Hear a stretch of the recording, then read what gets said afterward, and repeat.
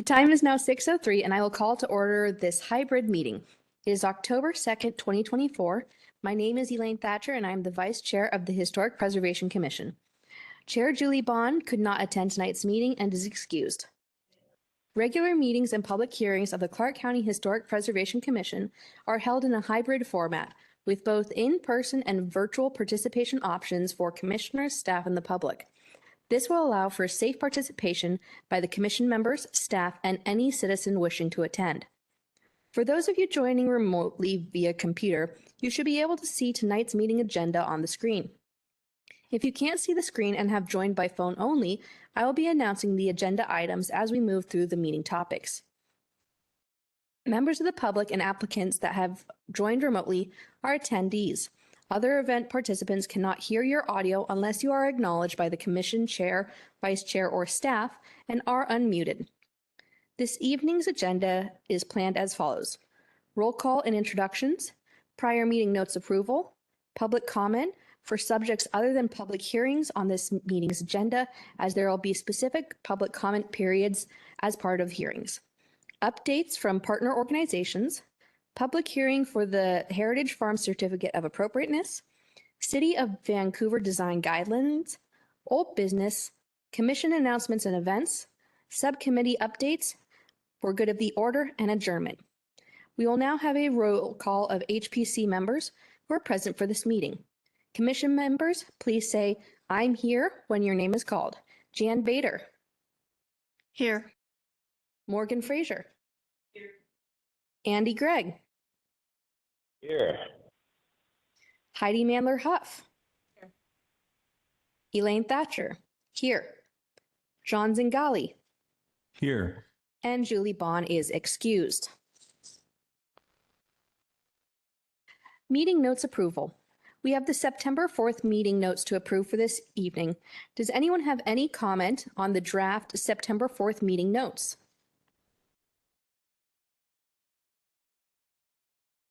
Seeing no notes, I will take a motion for approval of the September 4th meeting notes. It's Andy, and I move that they be accepted.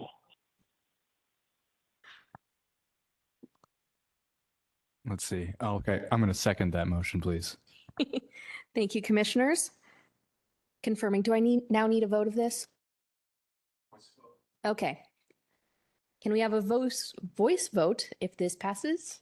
All in favor. All in favor. Thank you. All in favor? Aye. Aye. Thank you. Aye.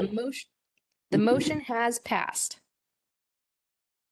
I will now take public comments on any items outside of public meeting hearings. We will begin with attendees in the room, if any. There are none in the room. We will now take public comment for online attendees. Susan, can you please read the instructions? If you are using a computer or the WebEx application on a tablet or smartphone, if you would like to make a comment, please raise your virtual hand. There are instructions on the screen on how to do this. Typically, the hand icon is located towards the bottom of your screen, but you may need to click the icon that looks like a circle with 3 dots in order to see the raise hand option. For anyone on the telephone, audio only option, please dial *3 on your phone's number panel to raise your hand. Staff will be able to see hands once they are raised and will request to unmute you one at a time. Please note public comment is limited to 3 minutes per person in order to accommodate all speakers.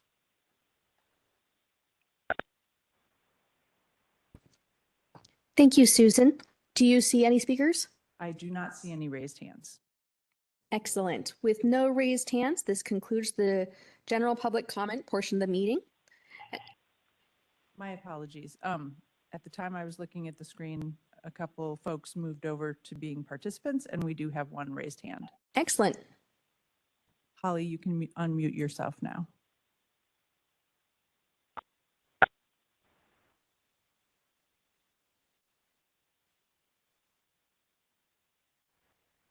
Thank you. Good evening, commissioners, staff, and guests. This is Holly Chamberlain from the Historic Trust with some updates from Providence Academy and the Historic Reserve. At Providence Academy, construction of the south landscape renovation began on September 9th. The project is expected to take about 9 months, depending on weather, plant availability, and other factors. The preliminary report summarizing the results of archaeological excavations related to the landscaping project has been submitted to DAP. New standardized office signage has been installed for all commercial tenants on the exterior doors to their units. Touch-up painting for the gallery porches has been completed for the season. The 175th birthday party for the Grant House attracted over 400 attendees who had fun singing happy birthday to the house and playing lawn games. History presentations were standing room only, and special guest President Grant was very popular. Many people asked him questions and for photos. Exterior tile repairs for the Red Cross building's porches have been completed, as have repairs to its HVAC unit. Howard House history received some extra attention this past month as the Trust connected an author writing a book about General Howard with local family descendants. We also assisted a horticulturalist seeking to plant nuts from the American chestnuts at the house, which are Vancouver heritage trees. On the security front, there was a break-in at the post hospital through one of the windows covered with plywood, but the alarm apparently scared off the intruder as nothing was taken. Comments on the second formal draft of the IBR programmatic agreement governing mitigation were submitted on September 9th. The focus now is on preparing comments for the DSCIS and continuing to advocate for a change in the no adverse effect finding for the Academy. Nominations for the 2025 General George C. Marshall Youth and Adult Leadership Awards open on October 4th. This is much earlier than usual. Usually it's not till January, so please note again, that's October 4th. The next Hey Neighbor person-to-person conversation event is set for October 23rd from 6 to 8 p.m. at the Artillery Barracks, 600 East Hathaway. As with previous sessions, the conversation will be based on 36 questions for civic love, with some new questions thrown in for good measure. The annual Marshall House Holiday Tea is set for December 14th. Tickets go on sale on October 7th on the Trust website. Enjoy seeing the leaves turn at the Trees of Officers Row walking tour on October 11th at noon. City of Vancouver Urban Forestry staff will lead the tour and talk about the tree species in partnership with Historic Trust staff, who will share information about the architecture of the late 19th century Army residences and the people who lived in them.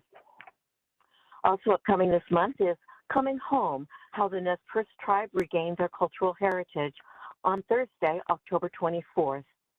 The free Humanities Washington program, presented by Trevor James Bond, runs from 6 to 8 p.m. at the Red Cross building at 605 Barnes Street.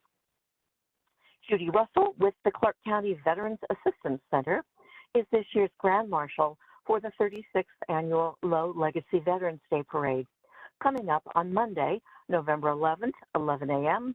at Fort Vancouver National Site. You can find information on signing up to march at the Trust website, as well as additional information about other things mentioned this evening. Thank you very much. Well, Holly's good. Holly did a great job. Yes, Andy, I agree. Holly did do a great job.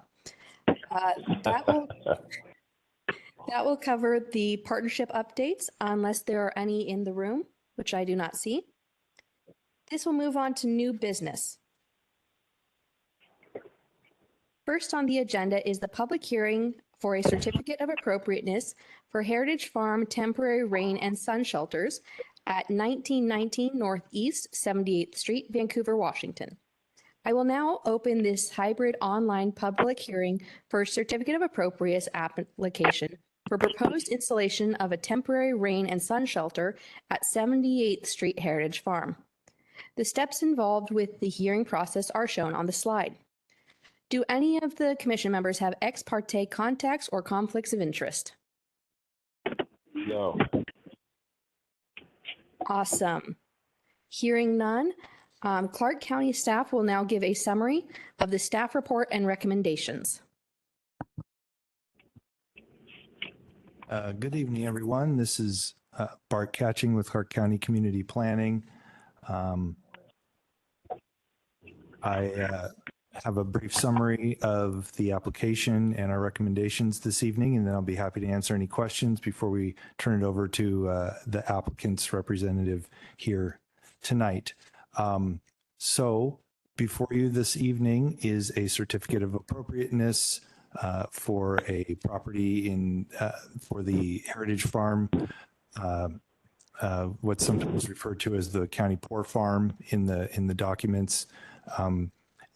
The request is on behalf of the WSU Extension Office and their community farming and outreach activities.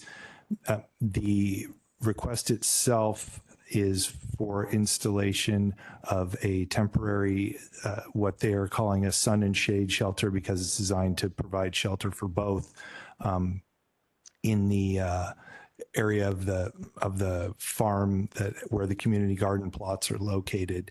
They've expressed a need recently for folks who are working up there to get out of the weather.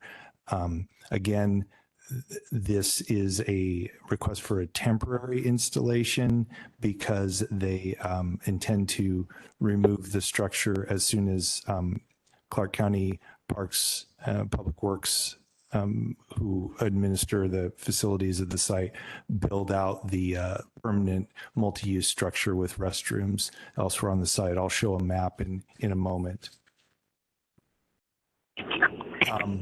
The staff report contains a background description of the farm, which I don't need to read out, but it gives both the history of the farm itself and then some more recent developments. Probably most relevant to this application is to keep in mind that the Parks Department is actively working through an approved master plan for the site itself, and then there's also the sustainability plan that they're working with county council on as well. So all of these projects kind of dovetail together, and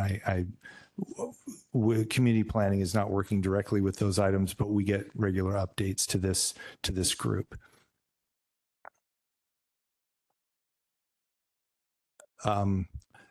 For those of you who may be not familiar with the farm, it is a large site, and when you count the Hazeldale Park, it's upwards of 99 acres. There's a lot of older structures and a few newer structures. There's the historic cemetery, and the thing to keep in mind for this application is that the actual farm itself, the grounds, are considered part of the site, and so changes, additions, structures, etc., need a certificate of appropriateness review. So that's why this is before this group tonight. The commission has the authority to review this based on the county code and the fact that this application does not fall into any exemptions such as repair of an existing structure, et cetera. It also rises above a staff level review because it's new, even though it's temporary. So that's why we are in front of the commission tonight. The review of certificate of appropriateness requests is generally done through going one by one through the design review criteria that are found in the rules and procedures for the HPC.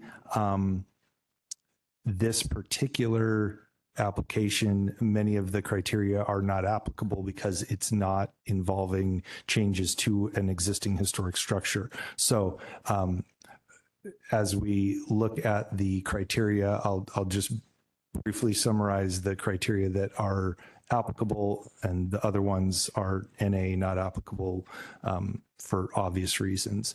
So initially, we have the criteria one, every reasonable effort should be made to provide compatible use for the property, including for its originally intended purposes. We find that this request does meet that criteria because the whole purpose of having the shelter is to enable the applicant and the general public users of the farm to have a better experience and more fully do the community farming aspect of the property, which is the focus here. So we find that it meets that applicable criteria. Number two, the distinguishing original qualities of the character of the building, structure, or site shall not be destroyed. The removal or alteration of any historic material, distinctive architectural features should be avoided when possible. Again, we find that no building or structure is going to be impacted by this proposal. And so it meets this criteria. 3, 4, 5, 6, and 7 are all very specific to existing structures. And so we find that those are not applicable to this request. Criteria 8, every reasonable effort shall be made to protect and preserve archaeological resources affected by or adjacent to any project. We don't generally include the archaeological reports as a public record for these type of items, but I have been assured by both the applicant and park staff that this area of the property, in fact, basically the entire property, has been well surveyed as part of the sustainability plan, and those documents are available on request if anyone wants to verify that, on top of which this part of the property, which I'll show on the map in just a second, is in the central portion of the site that's been heavily farmed and plowed and many times over. So there's relatively little concern that any in situ archaeological items would be found. But we have included a inadvertent discovery language condition in the recommendation of approval, as we almost always do. So that is finding of that it would meet that. Criteria 9, contemporary design alterations. Again, that's to an alteration to an existing structure. So we find that not applicable. And the 10th criteria, whenever possible, new additions, alterations, or structures shall be done in a manner that if such alterations, so we're considering this new structure basically an alteration to the farm site, were to be removed in the future, that the essential form and integrity of the structure, in this case the farm grounds itself, would remain be unimpaired. The applicant has gone to great lengths to both in their application narrative and discussions with staff to make clear that they have no intention of disturbing the site any more than minimally necessary to get this this covered structure in place safely. They have a first choice plan, apparently with parks, which parks folks can speak to if they want to this evening, that would not even involve necessarily digging holes, that it would be like a flat plate on the ground anchored somehow. But even so, given the portion of the site that it's in, if in my opinion, having visited the site, minor holes would probably be pretty minor, considering people are digging holes to plant tomatoes and everything else all around there all the time. That having been said, we find that the structure could certainly be removed and the site brought back to the condition before the structure was there in the first place, which is the intent of the applicant. So the conclusion and recommendation of staff is that this request for the historical review, anyway, I can't speak for planning, but the historical review be approved, including the following conditions of approval. I numbered them 1, 2, 3. The first being that what I was just speaking of, the footings of the structure will utilize minimal ground disturbance to achieve a safe installation. And the applicant would again look at the archaeological reports to determine if there was anything to avoid. Sounds like there probably isn't.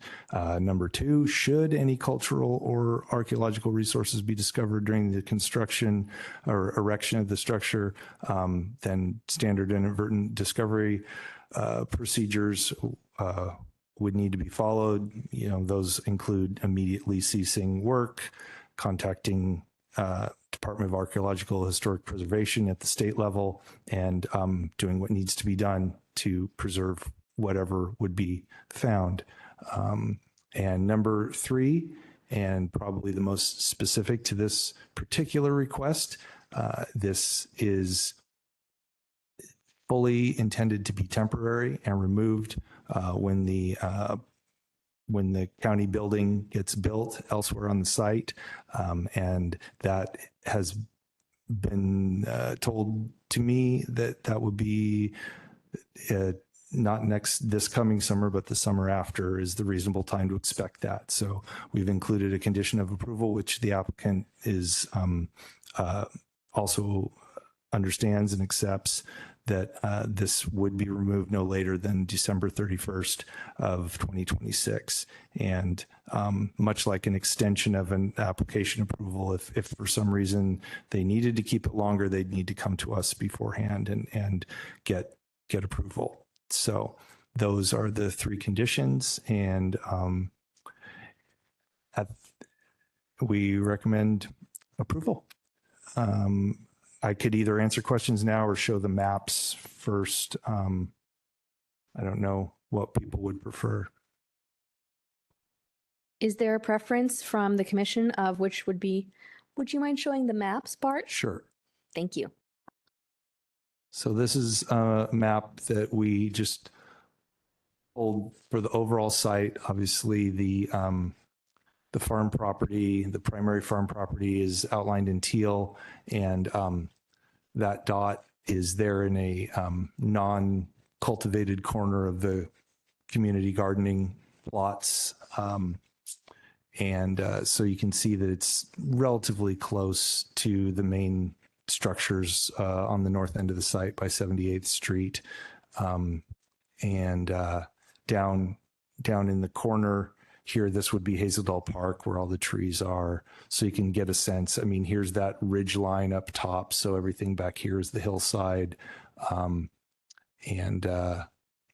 the other map that I thought was helpful in envisioning where the county and WSU intends to go with this. So we'd be right down in here near one of the trails is the area that we're talking about, and the gardening plots, it would be removed. And then this area, if you can see my cursor up in the northeast corner of the site, is right now where the permanent multi-use structure would be constructed that would have bathrooms and a covered space and everything for the public to use. And it would replace the need for having this small covered area.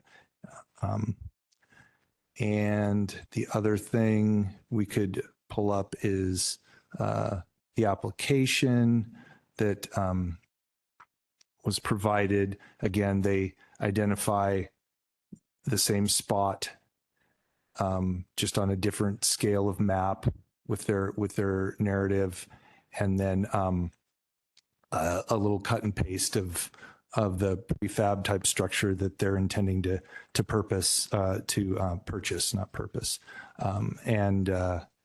These kind of structures, in my experience, come flat packed and go up in a day or two with experienced people and are pretty minimal. So with that, happy to answer any questions. Does the commission have any questions for staff? I know it's not included in there, but if this is for sun and shade and shelter and things like that, will there be any like temporary benches as well for people to sit on located underneath? Just out of curiosity. Identify yourself. Yeah. Speak. So good afternoon, everyone. My name is Christine Perry, and I'm the County Director for WSU Extension. So thank you for allowing me to be here today. It's possible, yeah. So again, this site is where you see it on the map is that's kind of the meeting place where we bring children for our. Sorry, it feels like there's a feedback. It's one of the main gathering spots where our kiddos come for different farm tours and farm activities. And it's also And where, Christine, I'm sorry to interrupt you. I think we just wanted to know about the benches Okay. because we want to do this in order for the hearing. So and Okay. I don't have any information on the bench. So Okay. I think we'll table the rest till a little further on. got it. I understand that those would be temporary too. I'm just trying to wrap my head around the whole vision of everything there. So Yeah, I had no questions for staff. Okay. Thank you. Great report. Any questions from staff from the remote commission members?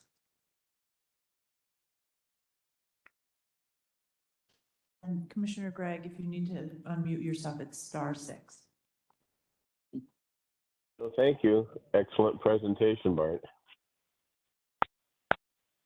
Excellent. So with no more questions for staff, would the applicant like to provide any additional testimony?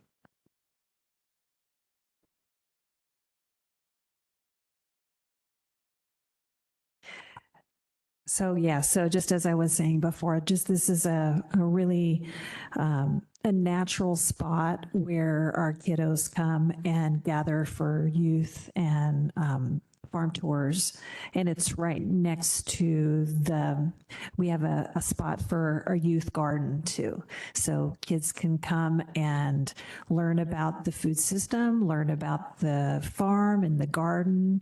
They can also do some educational opportunities to learn about gardening.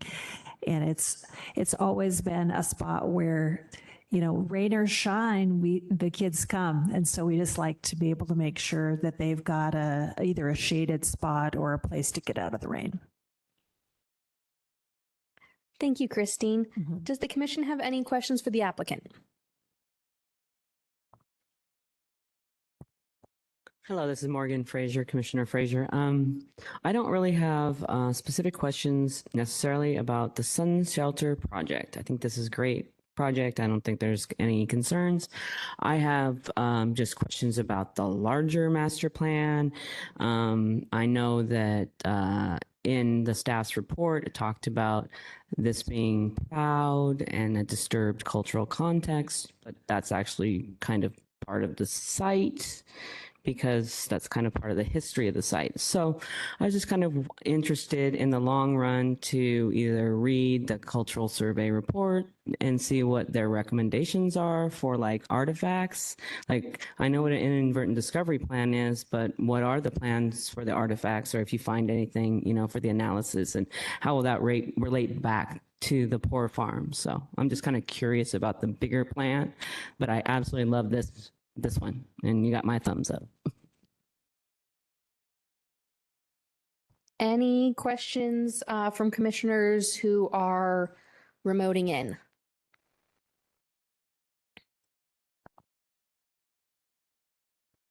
Hearing none. I have one quick question. I know that you're doing wonderful work to make this temporary and not have a large impact on the archaeological integrity. Is there any concern for installation movement? Say there's a heavy storm. It's a fairly heavy piece, but what if it moves itself? It falls over, something like that. Yeah, that's a good question. So it's possible when we put up the structure to find if whether or not, yeah, it's going to need some little reinforcement, and we'll go from there when we see that. But yeah, you're right. But we do have tents set up all the time with weights, and they I guess for somewhat they last, but yeah, no, we would definitely take that into consideration and make sure that it's as a safe, reinforced if we're going to have kids standing underneath it. Excellent. I assume so. I just wanted to check. We will now open the public comment period related specifically to the certificate of appropriateness application. Please note that if you wish to retain the ability to be a party of record on this matter or to challenge or defend any decisions made on this matter, please state and spell your name and provide your mailing address or email address for the record.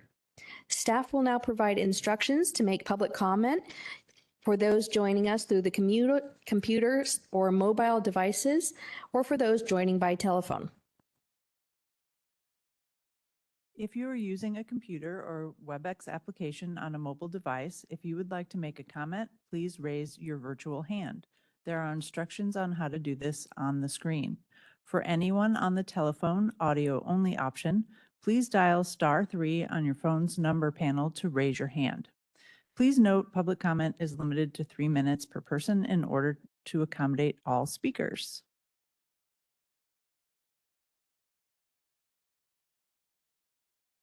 I am not seeing any raised hands. All right. Seeing none, staff may now respond to testimony from applicant and the public. I have just a couple notes here. The main one being that Morgan would like to see a little more detail on the archaeological reports, which is absolutely doable, and we'll get that to you in a format that doesn't need to be posted on the internet, because I know DAP doesn't like that.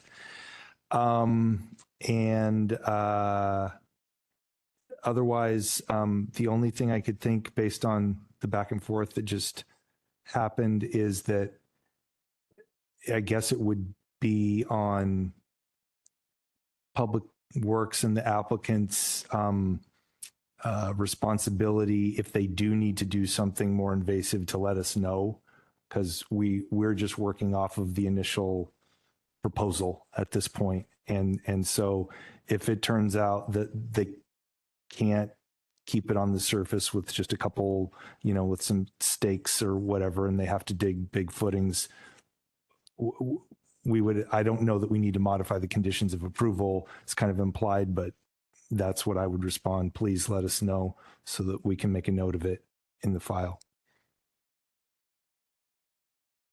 Excellent. Thank you, Bart.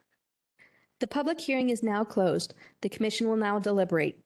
The commission must make findings that either agree with staff findings on each criteria or make specific comments on the findings.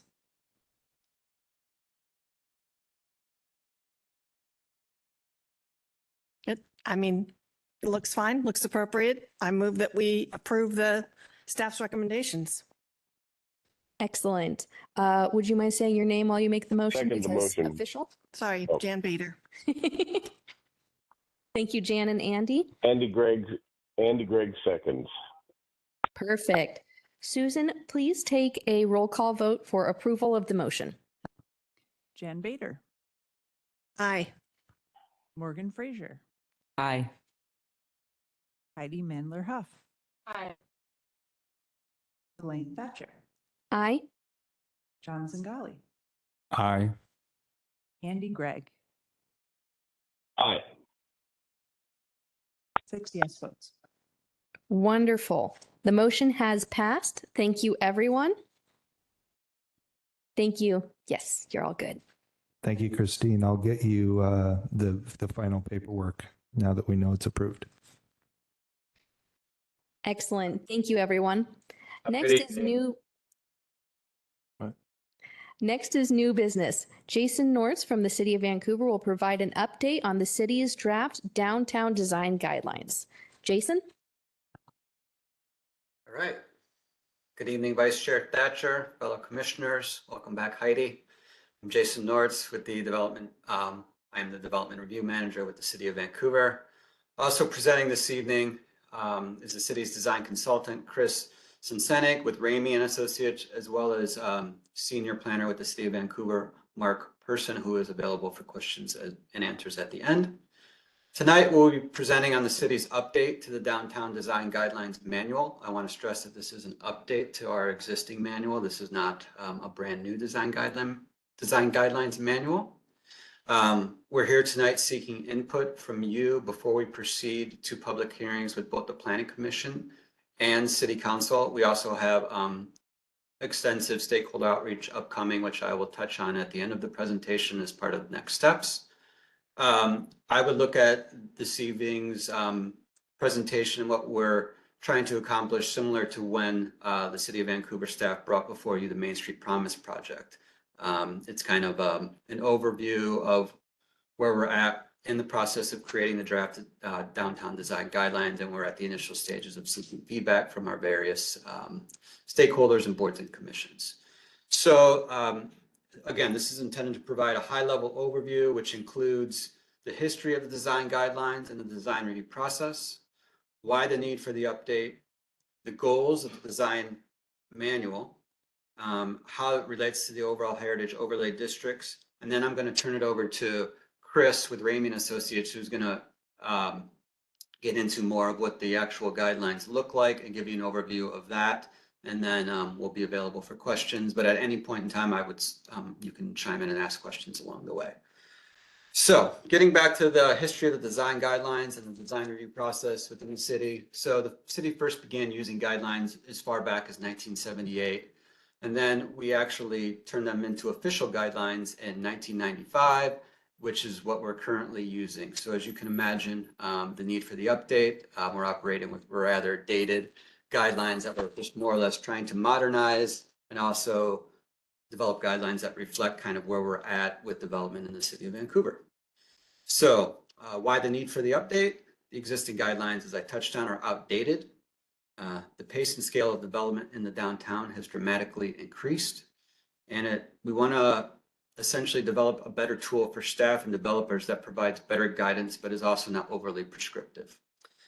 The goals of the design guideline manual are to create an easily understandable goals, to ensure compatibility of new development with existing development, to maintain quality design and materials, to create more active ground floors, and to create a cohesive sense of place. So those are the overarching goals of the design guideline manual, and Chris will get into that in more detail upcoming. Also, I wanted to point out that I'm sure you're wondering how these design guidelines relate to the Heritage Overlay District. The design guidelines are not intended to replace the review process and standards that are identified in the Heritage Overlay process of the code or in other sections of the code that speak to historic review. It's more to, again, kind of enhance and provide staff with another tool to provide a higher level of review and also develop some consistency with other developments throughout the downtown that aren't within the Heritage Overlay. So now I'm going to turn it over to Chris with Ramey and Associates, and he's going to walk you through what the guidelines look like. Thank you.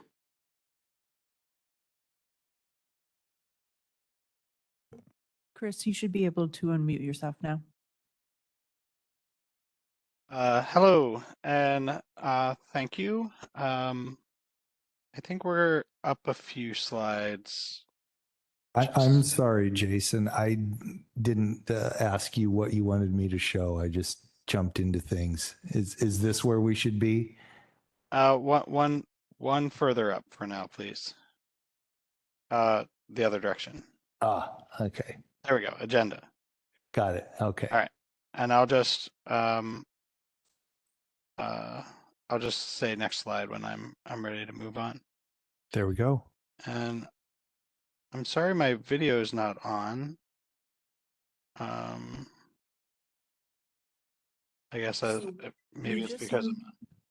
We just gave you the rights to do that, so you may be able to turn it on now along the bottom of your screen.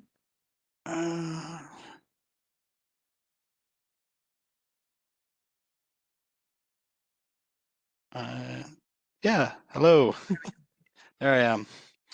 Okay, well, hello and thank you, commissioners. I'm excited to share our work on the Vancouver Downtown Design Guidelines Manual with you today. I'm going to give you a high-level overview of the document and the project goals again, and then a more detailed look at the approach to the Main Street Heritage Overlay District number 2. Next slide, please. So the design guideline manual is organized into 2 parts. There's an introduction that kind of gives the background, and then there are 7 sections of design guidelines. The design guidelines include sections on facade design and massing, active ground floors, lighting, signage, mechanical equipment, and also vehicle access and parking design, kind of where the parking goes. The last section focused specifically on the Heritage District. Next slide. Again, the goals of the Downtown Design Guidelines are to provide a clear set of guidelines that are easy to administer for staff, ensure compatibility with existing historic character of downtown, maintain a high level of design and materials across all projects, ensure a vibrant and active ground floor, and also ensure a cohesive sense of place, a really strong Vancouver identity. Next, please. So in general, the guidelines want to like encourage these traits.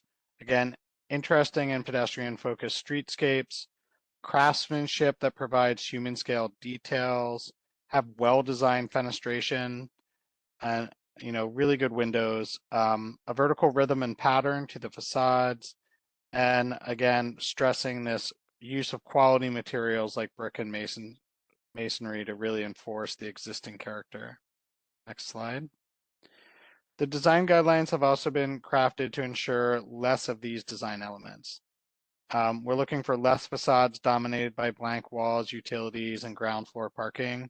We're also looking for less overly flat facades throughout downtown, and also really limiting the use of glass curtain walls so we don't get these 100% glass buildings. Next, please. All right, now I'm going to review the Heritage Overlay District section, the specific section to the design guidelines. The intent of this section was to complement the existing guidelines in Code Section 2510-20. As Jason mentioned, this does not change the process at all for projects within this area. It just expands the design guidance that is considered in project review.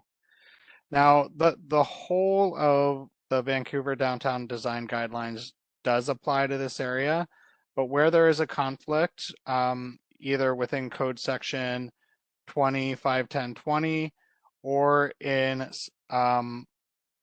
Section 7 of the design guidelines, those supersede the rest of the design guidelines document if there is a conflict. Next.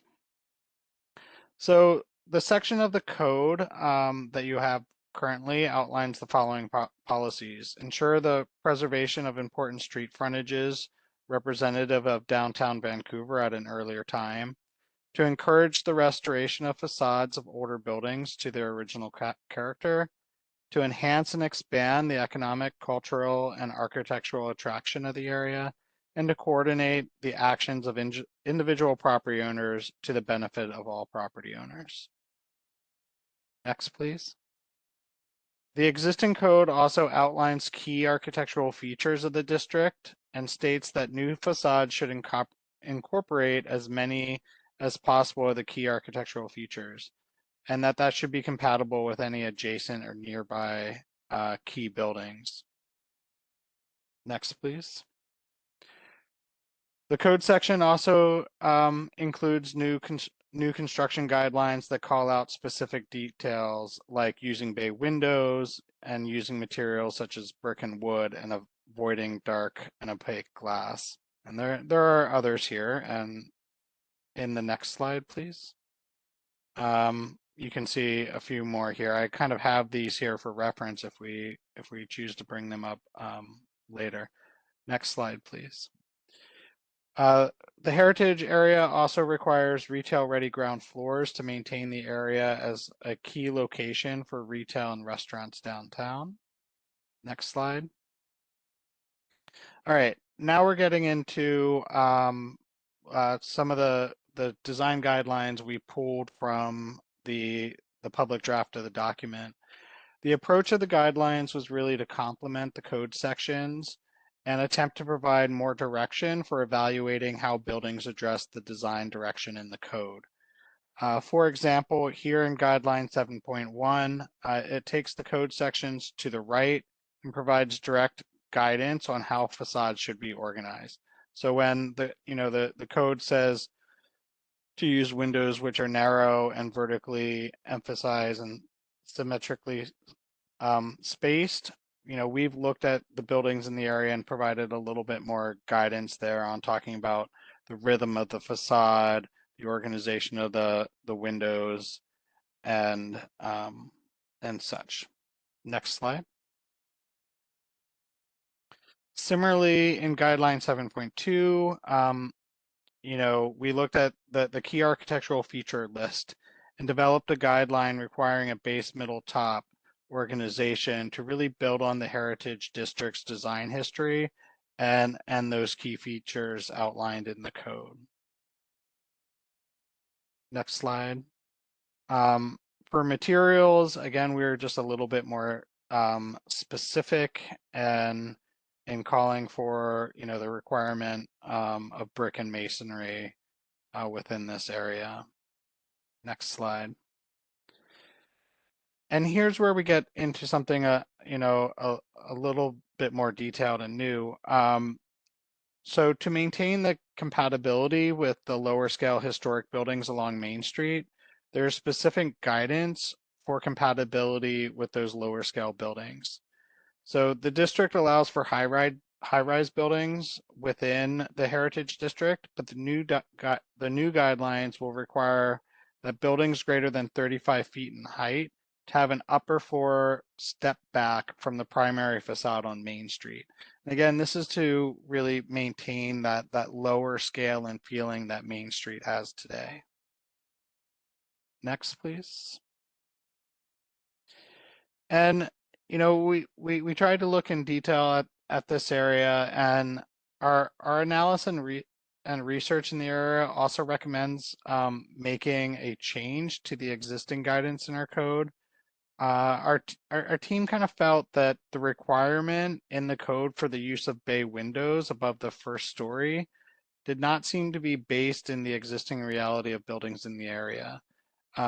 Again, unless there was some history of buildings with bay windows beyond what exists, the guidance may want to change. Our analysis found that only 5 bay windows within the Heritage District, and 4 of those 5 were on one building, the red one that you see in front of you here. And so if the current code was adhered to for all the new buildings, it would require bay windows above the ground floor. And, we kind of think that this might actually change the overall character of the area. And that'll conclude my part of the presentation here, and I'm looking forward to the discussion of what you think of this section of the guidelines and the document as a whole and how it relates to the Main Street Heritage Overlay District. Thank you. Thank you, Chris and Jason. Does the commission have any questions?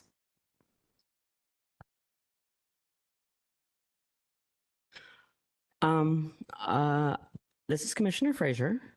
I like the presentation. I like just about everything about it. I feel a little bit surprised by it. I've been on the commission for 4 years, and I did not know we were talking about opening up the code because, the commissioners have been talking about opening up the code and tightening this up, and we've been getting nothing but this is not a warm and fuzzy time to do that.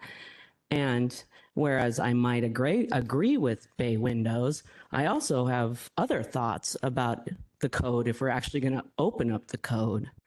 So I don't know how other commissioners feel about that, but that was my initial takeaway on this. Jen, Commissioner Bader, I agree. I think this code is old. It's not as old as the Main Street Design Guidelines, but there's certainly other changes if the code's going to be open that I think we would like the city of Vancouver to consider. Commissioner or Vice Chair Thatcher here. I can't speak for Commissioner Julie Bond herself. However, I know that we've had previous discussions regarding desire to work with the code. And when we've heard that this was going to be a line item on the agenda, we were very curious and wanted to know more about what impact we could have on the code and how best we can utilize the code to update it to protect our historic buildings. Are there any other questions from staff, or would we like to go into a discussion? I'll just say, Um, Commissioner Zingali here. I like the piece where we're talking about high rises and having it step back. Like, I thought there was a lot of thoughtfulness, I think, put into all of this. And I greatly appreciate that. Commissioner Gregg?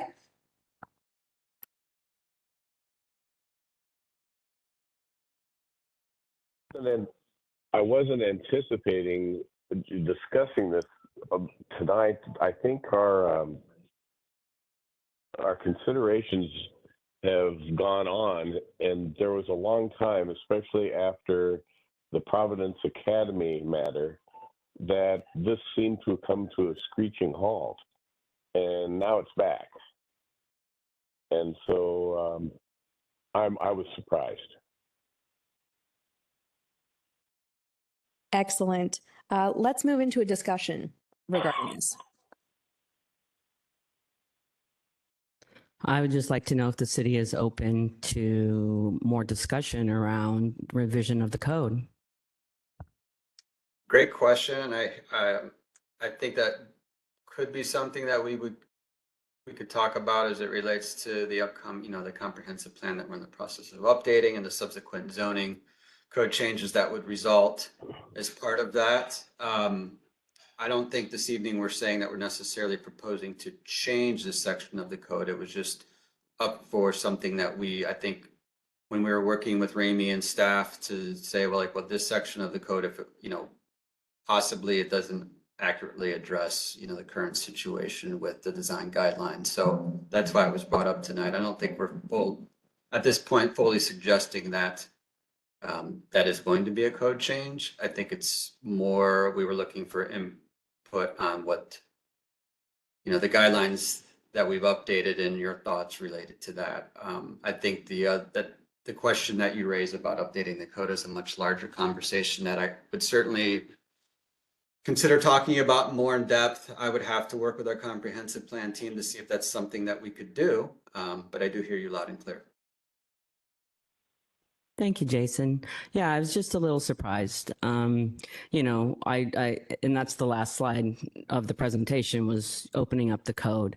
And I just think that if we're talking about opening up the code, that there's other things in the code that commissioners have pointed out, other people have pointed out that could be, wrapped in if we choose to do that.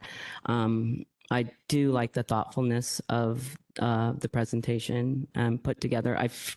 I wish I had it printed out, though. I wish I had the presentation printed out so that I could actually really kind of digest it a little bit more and give you a little bit more feedback. But the presentation was good. Morgan, I'm sorry we didn't print out one for everyone. We made a judgment call about what was worth printing tonight because we knew we had it online. Jason, if there's something else you want me to show, like one of the maps or something, please let me know. If we had that, he had some great slides that were like, this is what it says, and this is what we're gonna, kind of work with. He had it on the right and then he had it on the left. Then we could maybe have a conversation, but not having it written out, I can't remember even what that was. In Chris's slides? Yes, yeah, in the presentation itself. Jason, are you and Chris, is that the level of conversation we're having tonight? Is that what you want to do? Yes. Okay. I gotta read. So the design, it was 40 some pages long. So is there a way, because obviously we're not going to go through 40 pages of potential design guidelines, nor do we need to, because I think you're mostly asking for our feedback on the heritage overlay. So is there a way Jason would like feedback beyond tonight? So that if people have a chance to really go through that section, so would it be, the most appropriate way would be to provide written comment to Bart, who could then pass it on to Jason?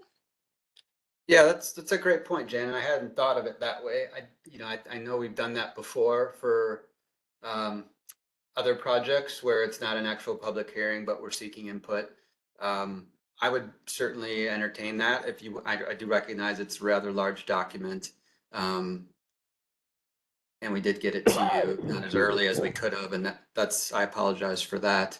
But yeah, I think if you wanted to take the time to digest the document and put together your feedback in one document that you could share with Bart and pass it along with us, that would be great. Like I said, this is like the first step in a long list of outreach that is upcoming. I mean, we have a planning commission workshop, which is their first touch next week. We're meeting with the Downtown Stakeholders Forum the following week. We have two smaller focus group meetings with specific developers of downtown projects the week after that.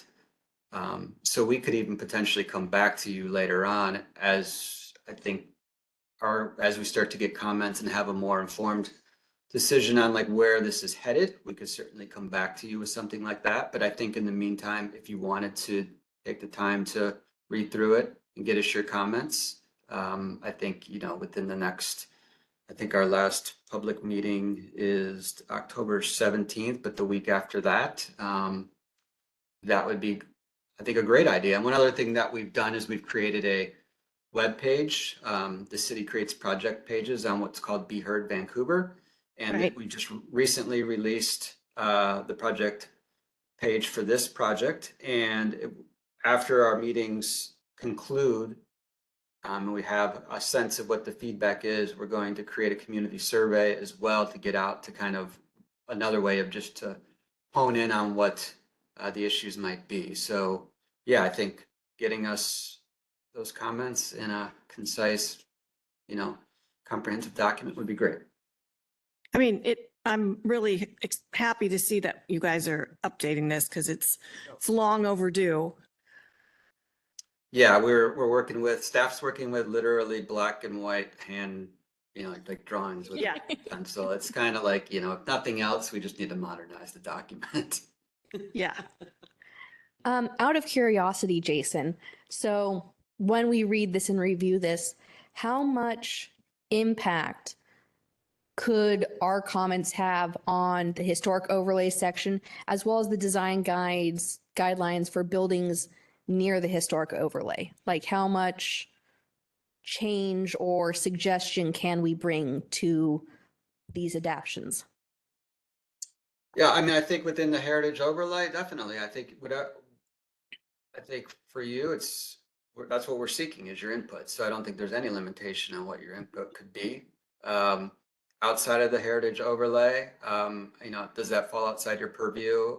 It might, but I think, we would certainly take that under consideration. The idea is, again, we're operating with these as guidelines, so they're not standards or requirements. That's the tough part for us too. Like, we're trying to get a better finished product. One thing that we're doing that isn't part of the document that we provided you tonight, but will be part of the finished product, is we're going to include a checklist in the appendix. And that checklist is a way for the developers to kind of say, I've met this guideline, I've met this guideline, or I haven't met this guideline and it's why. And it'll also, empower our staff that's reviewing these projects to do a better job and also have more consistency throughout our approval process. Because we used to have a design review board that did this level of review and approval of projects, but we don't anymore. We rely on staff, and it can be subjective, and we're just trying to maybe reduce a little of that subjectivity and just have a little bit more consistency. So this, so everyone's clear, this isn't code. So these are guidelines, not code.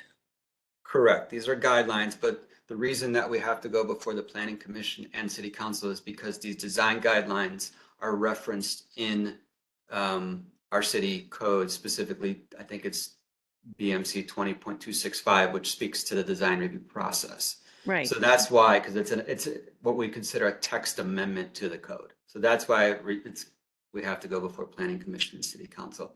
Otherwise, if it weren't referenced in code, it would just be similar to like the Main Street Promise, where we're looking to make these changes. We're doing all of our due diligence in terms of stakeholder outreach. We want your feedback so we can come up with a great finished product that represents, everyone's opinion. So, All right. So, Yeah. Commissioner Zingali, when I'm thinking about like the materials one was just fascinating to me because I like the idea that if we're going to be in the historical overlay, we should try to use materials that and have a look of a building that fits that, right? We don't want that big glass structure there, but that's still just a guideline.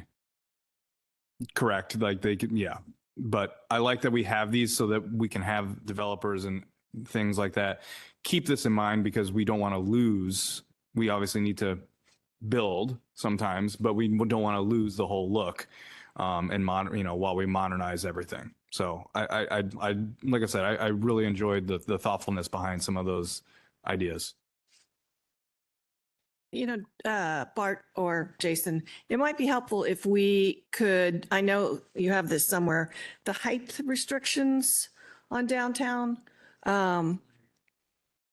Well, yeah, but they're different levels depending on how far it is from the airport.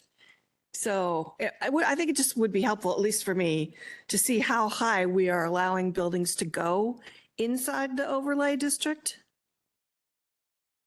Do you want to pull that up right now? Somewhere. No, I don't need it right now. but- Okay. Well, what I was thank you, Jason. That was really helpful to me as well, because I'm getting context for this. A show of hands, who would like the 40-page document printed out? Okay. Oh, I don't need to print it. It's online. It's online Okay. on our All right. website. Oh, sorry, I didn't.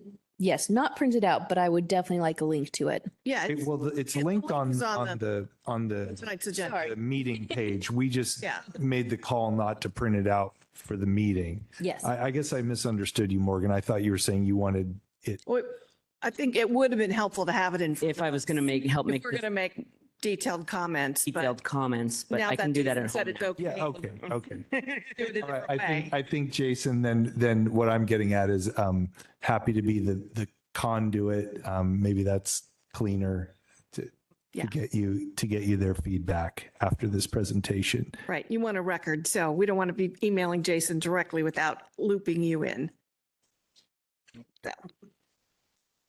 If it was a question about the height, it's the map says 45 to 150 feet within the heritage overlay number 2. Really curious I'm not quite as accurate, architecturally adept. How many stories is that? 100 feet? 150 feet. Usually, well, it's roughly 10 feet per story-ish. So 10 stories? Well, 150 feet would be 15? 14 or 15. Okay. Sometimes the first story is taller, Mhm.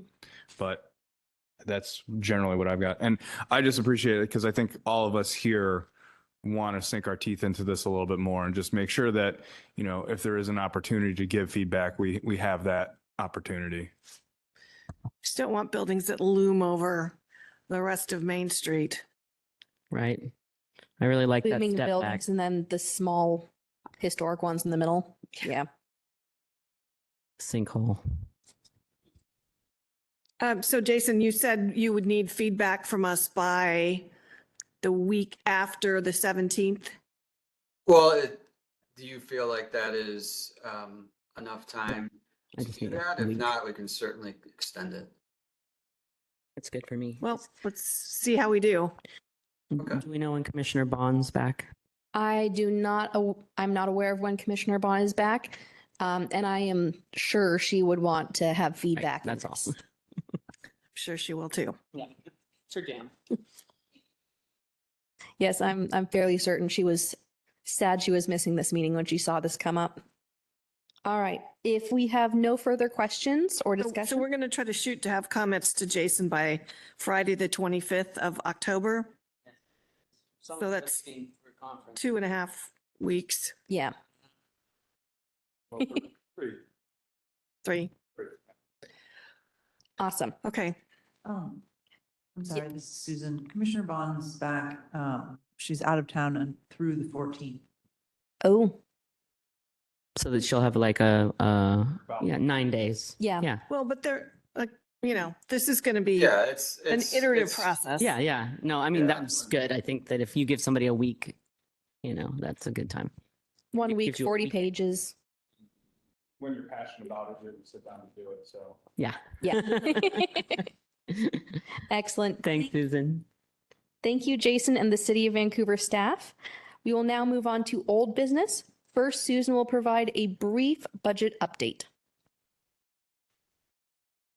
So I actually haven't been part of some of the conversations that have happened recently about how we might use the funds, but I just wanted to give you an update about the amount of funds. So, and let you know that I accidentally posted the original budget that was on the web from last meeting.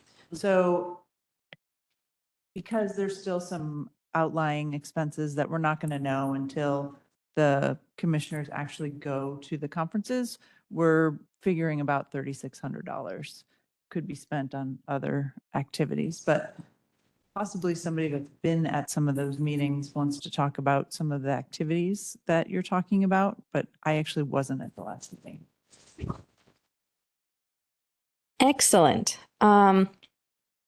With that kind of in hold, do we want to move over to the outreach meeting that we had? yeah, I think that's the next place to go. So Yeah. Do you want to take it? sure. We had some really good discussions. We actually had 2 separate meetings talking about outreach.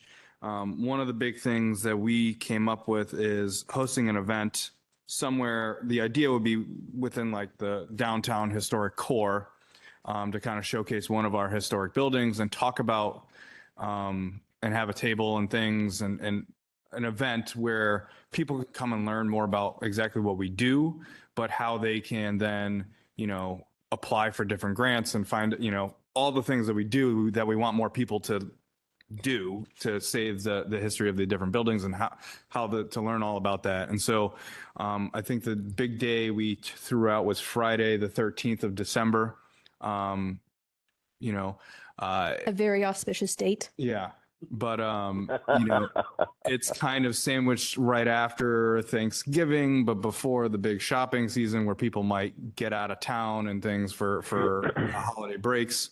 And it's not a Saturday or Sunday where there might be some other conflicts. We were looking at like the first Friday, but then obviously you've got the art walk and other things that are going on. So that was the date that we were looking at.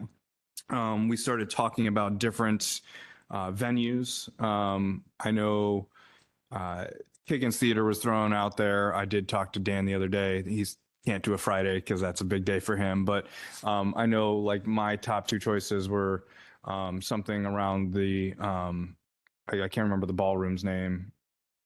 The Valiant Ballroom? Providence. Providence. Oh, the Providence Ballroom. Providence Academy Ballroom. Yeah, or the Red Cross Building. I thought would be good to host an event like this that can get people out. I know Elaine here. You could maybe maybe Bart has the other list of other buildings we were looking at.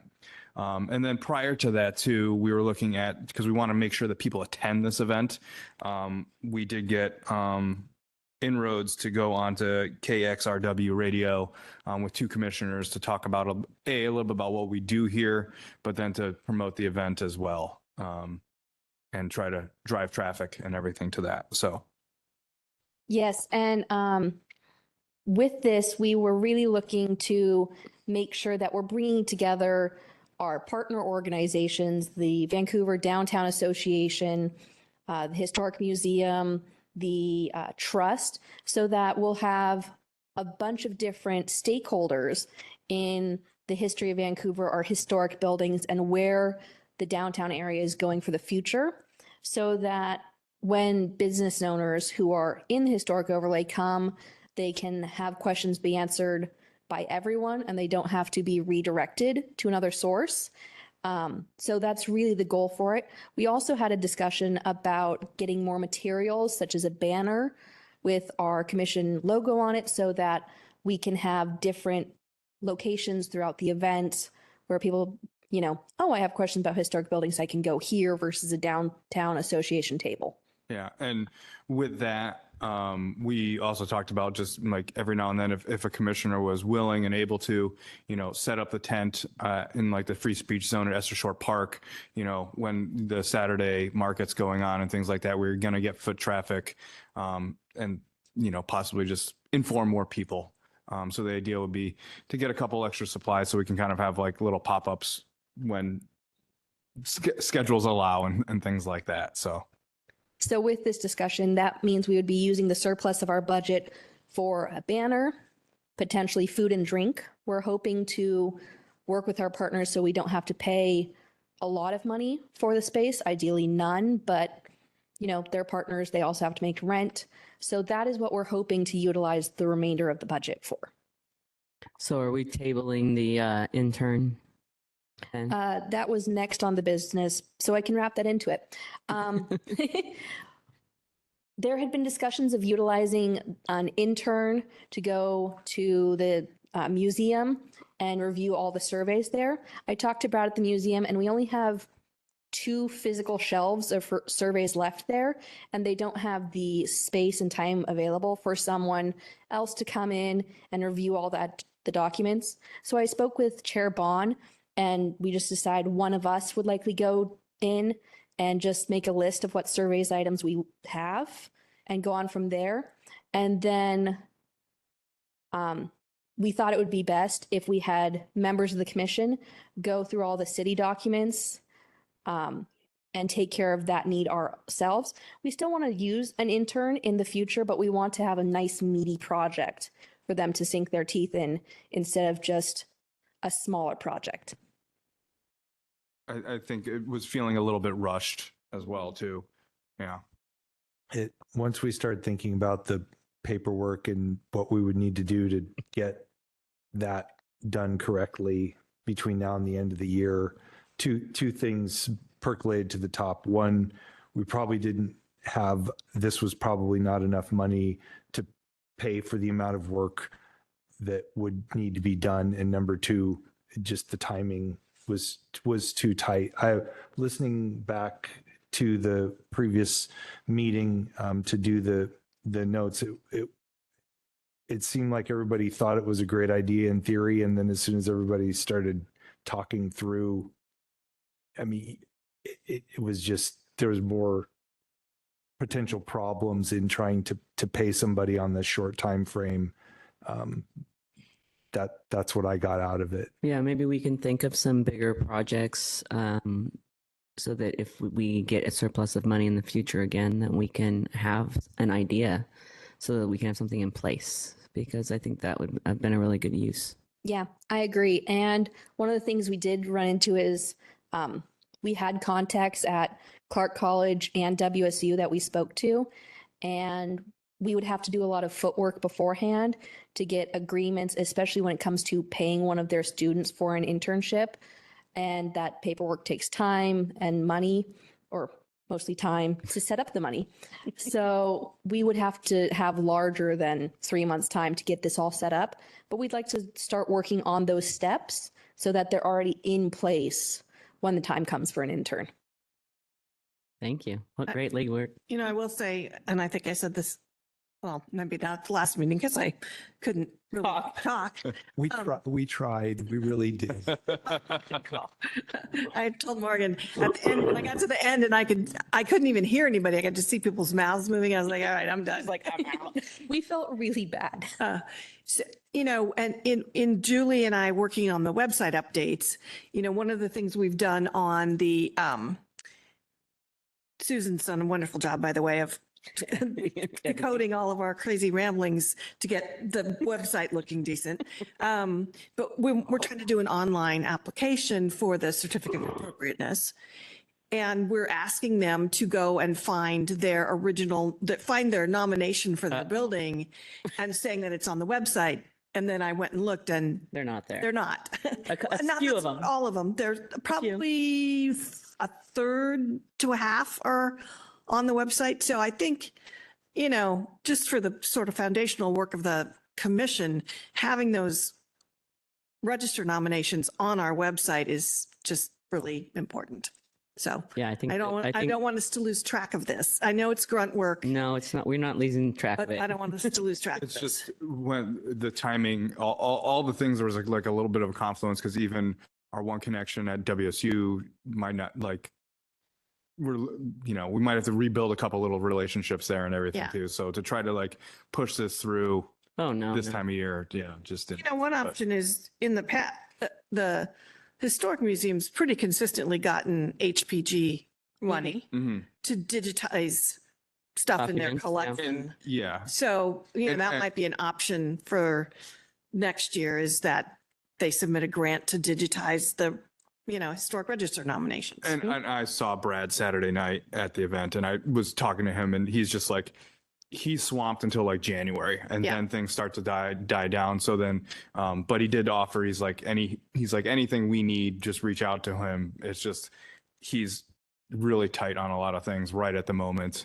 But things should clear out hopefully around February or so. And I think Bart, you and I were talking about working on this for a while. So I don't know where we kind of paused, but I think that there was a security issue. I'm not sure where we paused.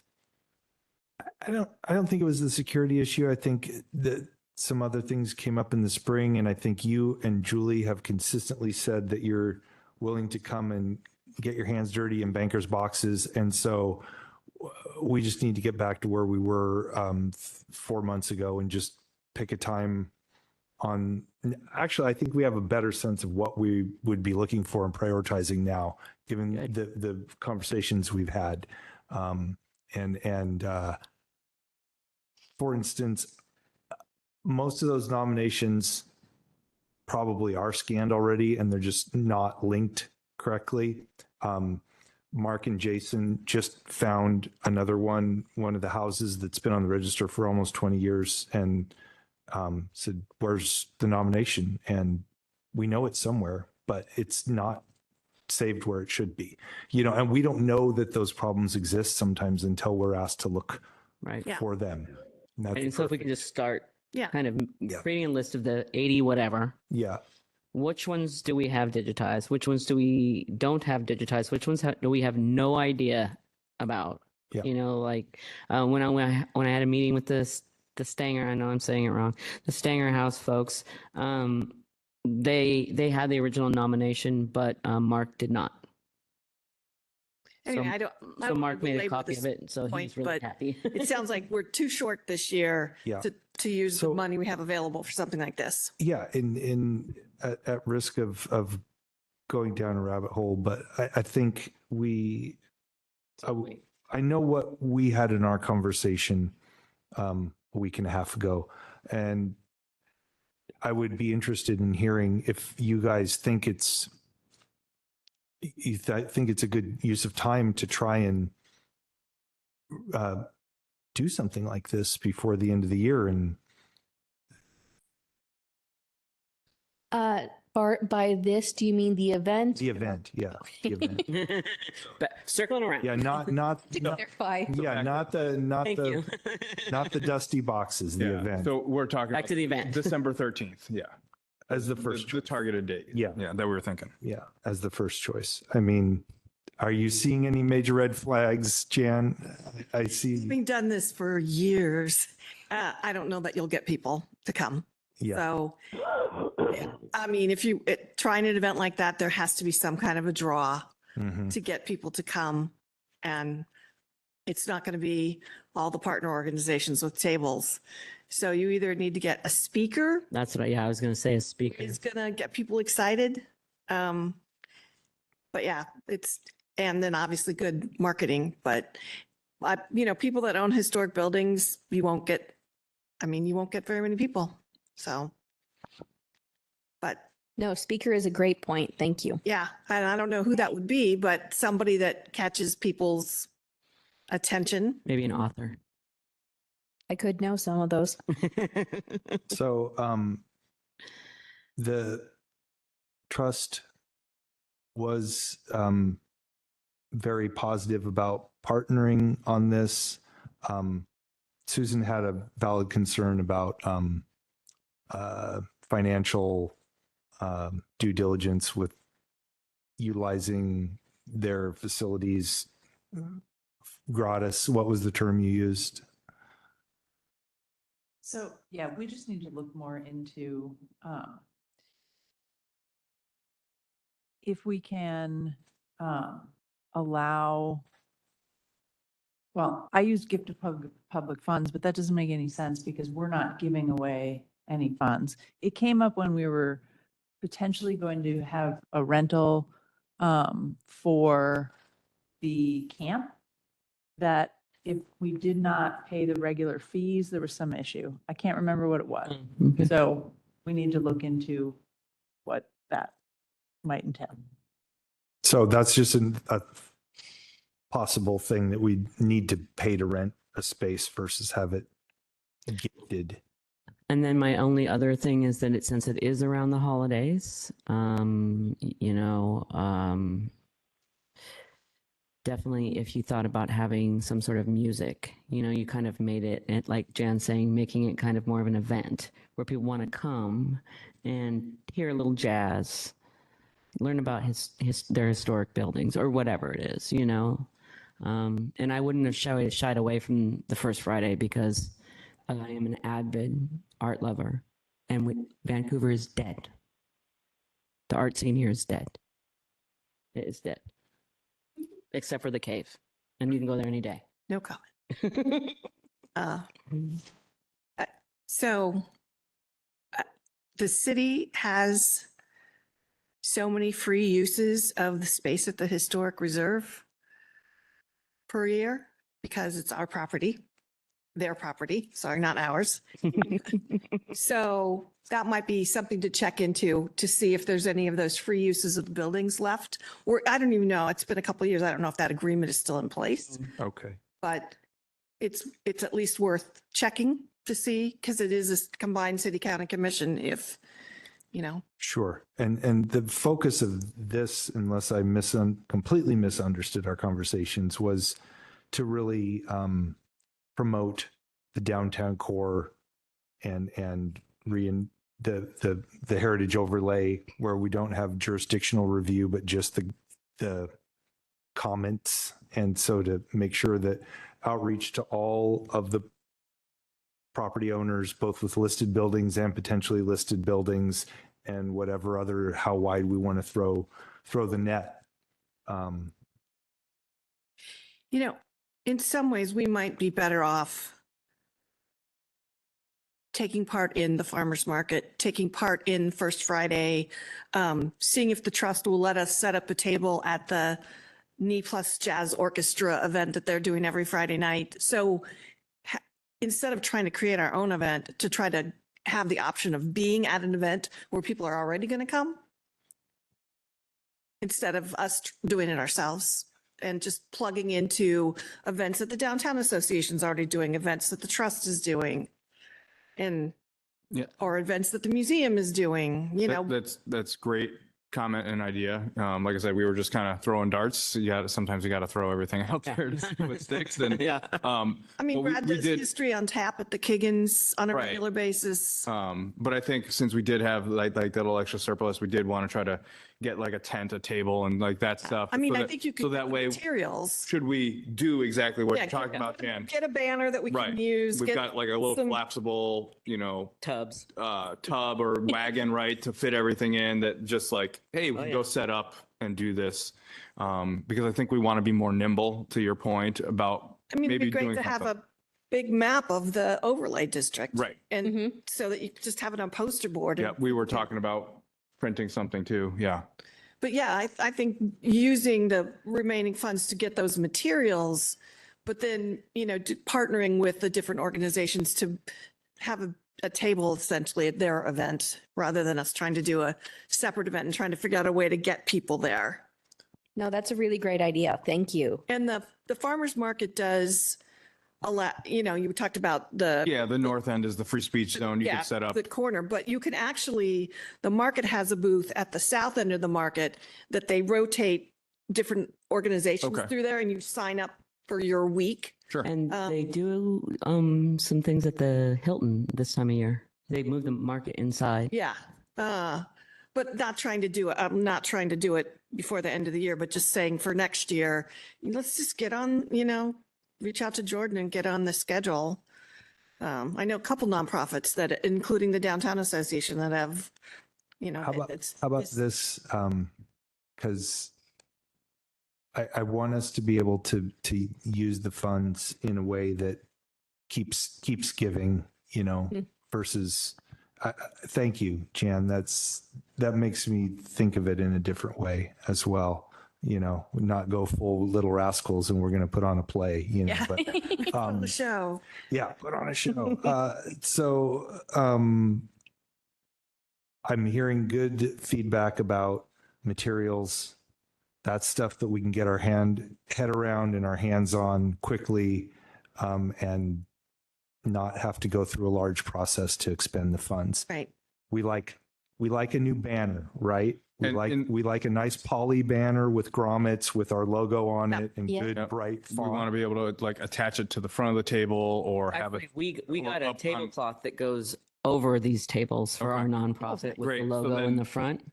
I think you could do It can both. connect Yeah. to like the top of the canopy, like, right, or something like that. But Okay. I think it would be really cool to have something so that maybe one of those Saturdays before, like maybe two of us could go out down to the market and like do a test run or something like that. Yep. Stand Right. there and hand out stuff and Yeah. Okay. Then The large scale maps printed on the nice Foam. heavy duty corrugated plastic that can get wet. So we can Yep. listen back Chairs. and forth about exactly the scale and what we want those to look for, but we can get anything we want from GIS as far as the file format and how we want it to look. And then we can get it printed nicely from the print shop that, Like that. But just our Not that our overlay district. We want it to look like an Not antique. quite that big. yeah, the point was not to spend a lot of time talking about this. Thank you guys for the input. Just like that, right? But I will send out, what I will do is I'll do a BCC email to everybody with the initial brainstorm ideas and then feedback with more ideas. Cause we already bought a bunch of books, Right. the last couple years. Of course, if there's a book you want for the library, tell us, but otherwise we can focus on this and then looking at calendars around to maybe leverage another event. Yeah, look do in our with own our event. partners, connect with them and see if we can Yeah. join in on some of their upcoming events for the end of the year. Right. And then, obviously like we definitely can do like the National History Day when we host that, like Yeah. sit at Right. the table, like, and then we have something that we can bring Yeah. to events that are already happening to inform. Because I felt kind of caught flat-footed when we sponsored the museum thing with Brad, and then Julie said, We didn't have. "Why aren't we tabling it?" I don't. We don't have anything to I table. would be starting We from don't have scratch. material, right? Yeah. And and this would give us an ability to, like you say, pivot quickly and participate in things. Yeah. Yeah. I mean, so the overlay, and then I would also blow up of just a map of Clark County with the dots Right. for where the historic Yeah. properties are located. So, okay. Yeah, Okay. that sounds great. Why don't you send out an email and people if have other ideas or thoughts about organizations we can partner with and events we can partner with. Yeah. You can just be the repository of all Yeah, that. and be the repository for that and the repository for comments for Jason. And Susan can help me not get in trouble with the finance department. Yeah.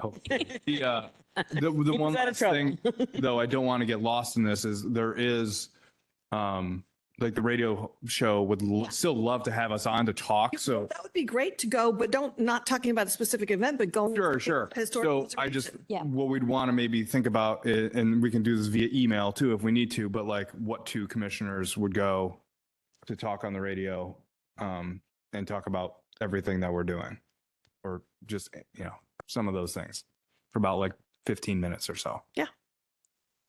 And Holly already sent me an email about the facility thing, so I'll continue to look into that. Okay. and Get back to you. Excellent. So I think we took care of 3 bullet points of old business altogether. So bullet point 4, Bart will give us a status update on the 2025 historical promotion grant applications and the upcoming review process. Yeah, 1 second. Let me grab my notes from last. Where is No, it's good. We've given you a lot of things to write down and sponge. No, that's fine. That's, so I was going through most of the summer thinking we'd get maybe 3 applications if we were lucky, but we ended up getting 7. Yeah. And Big ones. then they're healthy asks, way more than we will be able to fund completely. I'm not going to go through, it's not the appropriate time to go through who applied and what they asked for, but what I wanted to confirm tonight is that the volunteers to review those once I get them summarized in a digestible format in the next week and a half.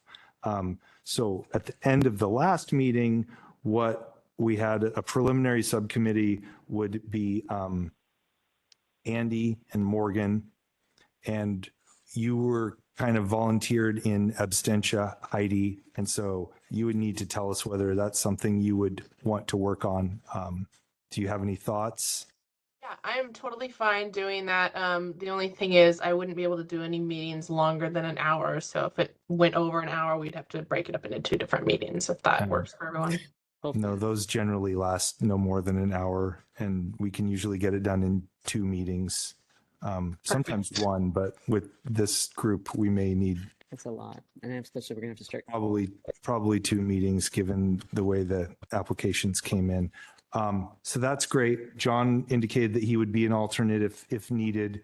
Right now, it doesn't sound like it. Andy, if you're still there, are you still up for being on Yes, the? I am. Okay, all right. We got our Count 3. me in. I'll communicate with you 3 directly, I know. and that's the main thing. And be prepared to make some Yes. harder decisions than we have the last couple years. Make hard decisions. All right. What? No, Susan. Oh, Susan. What?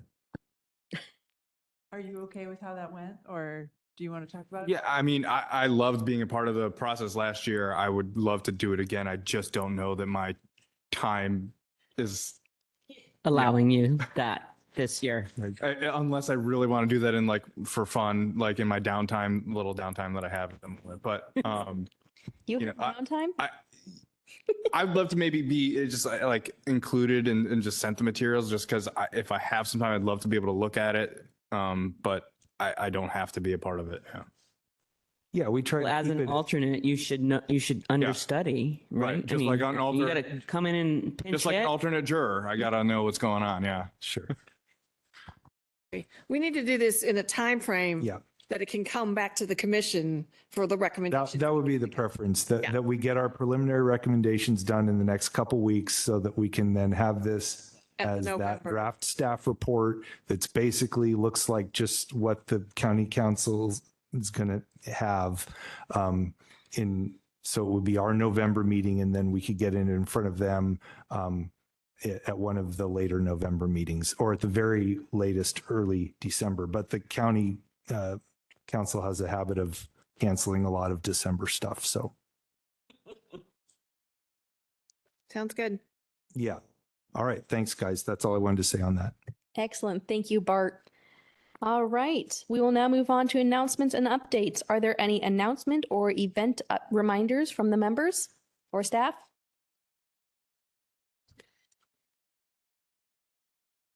All right.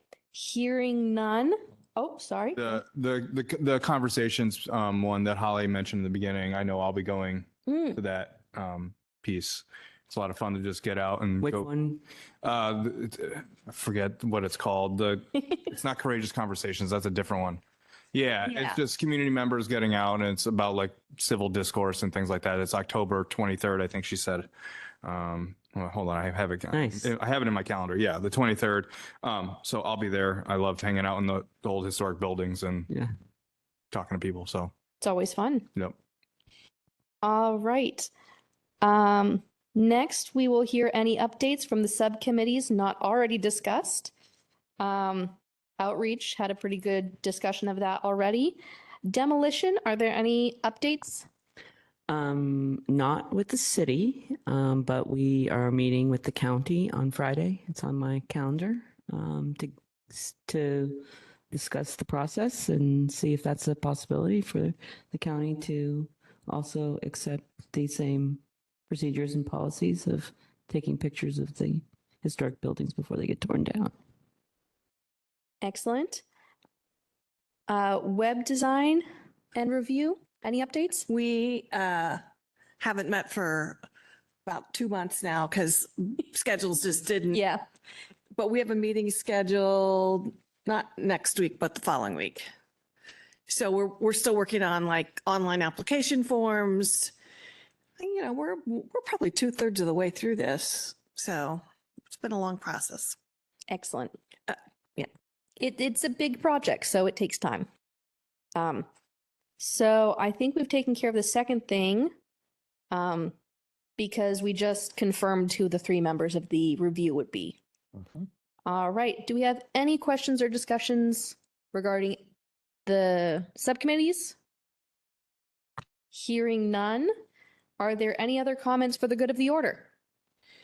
So the SEIS is out for the bridge project. Mhm. And at some point, we need to weigh in on that. Yes. And Yeah. hopefully everybody saw the article in the Columbian this last week about the buildings that are scheduled to be removed. We probably need to have them come back again. I didn't catch the Columbian article. They ran an article about the which buildings would be removed for the project. Oh, so they know more than we do. Well, I mean, it's in the Okay. SEIS. Potentially. Okay, like the apartments It's and like things. 10,000 pages.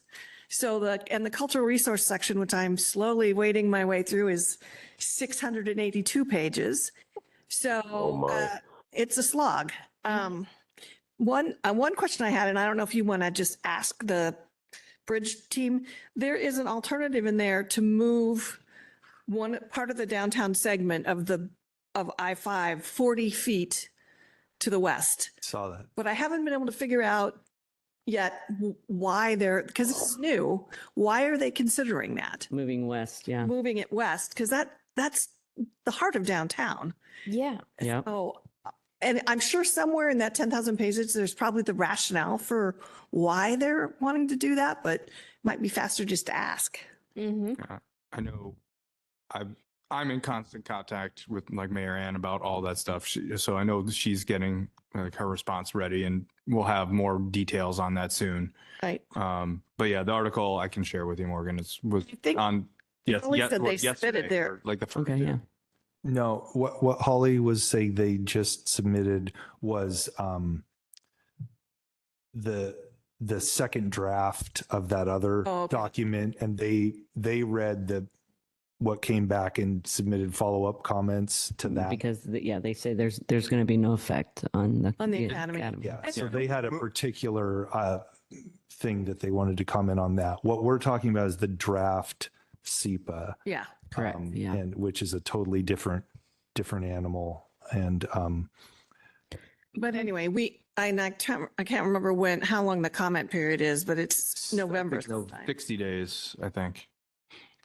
Yeah, it should be 60 days. November from the- November 18th or something. I don't know what happened. Commission, we're going to review a statement from the commission. It would need to be at the November meeting. Does it need to be reviewed, Bart? If it's at the level of what was previously submitted, then it's high level. If you're going to have specific recommendation, deep dive.